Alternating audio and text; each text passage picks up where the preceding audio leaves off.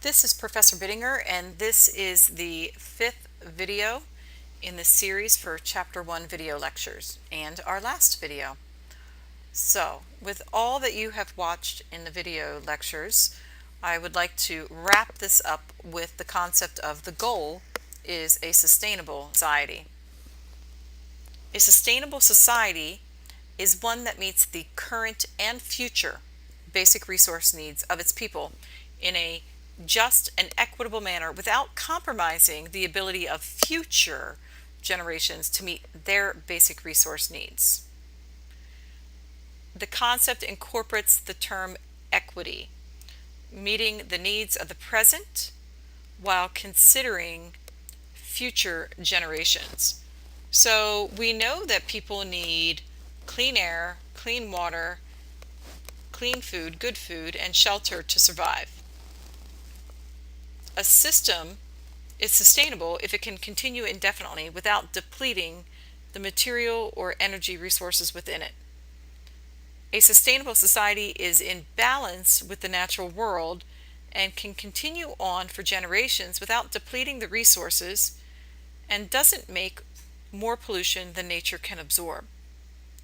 When we talk about sustainable development, that's when we allow development or progress to occur that meets the needs of the present population without compromising the ability of future generations to meet their needs as well.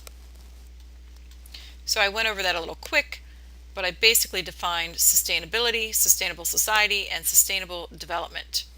Now, in terms of what is incorporated into the concept of sustainability, look at the right side of your screen. You'll see that there are three circles that overlap. The top one is social progress, which focuses on diversity, human rights, equal opportunity, standard of living, health, identity, and meaning. So that's the social aspect of sustainability.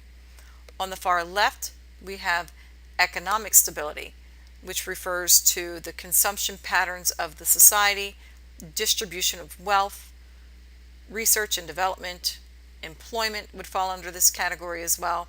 And that's the economics sector of sustainability. And then on the right hand side we have the environmental sector, which relates to natural resources and their availability, pollution prevention, biodiversity, and managing our wastes.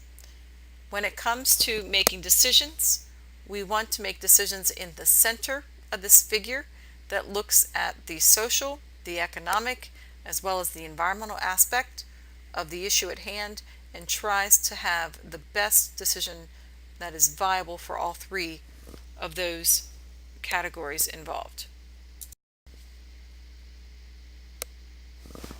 In traditional decision making, we often consider social, economic, and environment as separate categories that do not overlap, and we make our decisions based on which one we're dealing with at the time.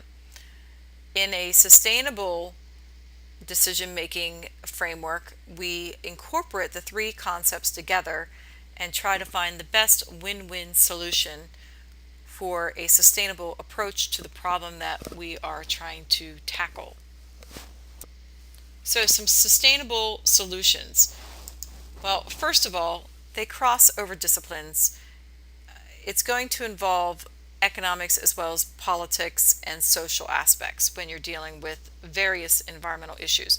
For example, coal mining. Coal mining has economic impact. It also has political involvement. There are trade-offs and compromises that can be made where we can utilize corporate subsidies to encourage sustainability. And then please keep in mind that your daily individual decisions and lifestyle choices also can impact sustainability as well.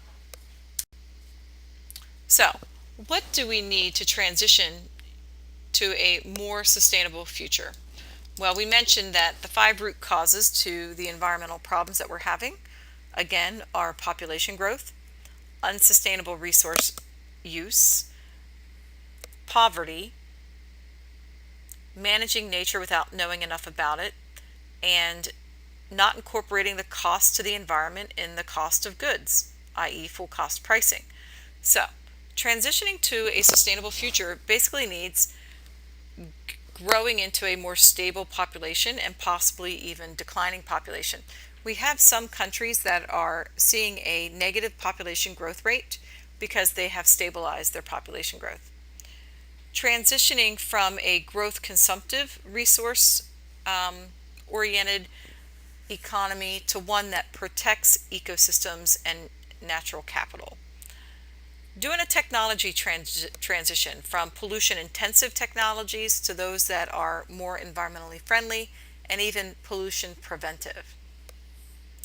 Looking at implementing political sociological policies that help meet people's needs and eliminate poverty.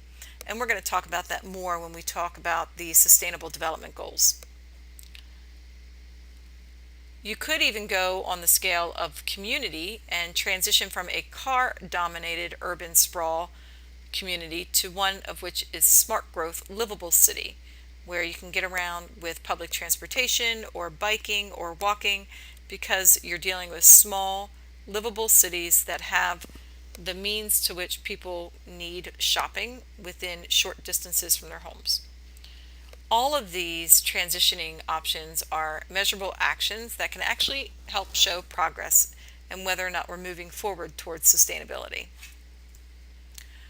So, to wrap this up, I'd like to highlight the three big ideas of sustainability and give some examples in what we can do as individuals. So, number one, create a more sustainable future. That makes sense. Use natural capital and natural resources in an efficient way so that there are natural capital, natural resources available for future generations.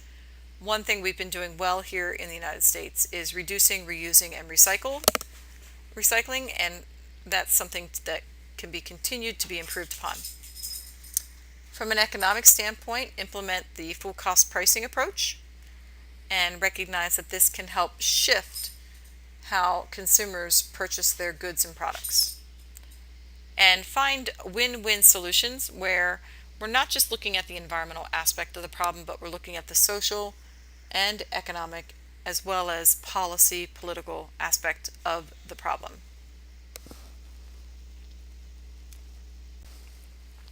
So, as far as what people can do as individuals, from a food standpoint, reduce the amount of meat that you eat and buy organic or locally grown food to give back to your community.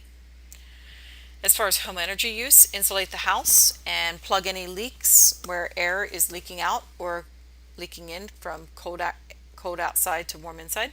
Install energy efficient windows. Use energy efficient heating and cooling systems, lights, and appliances.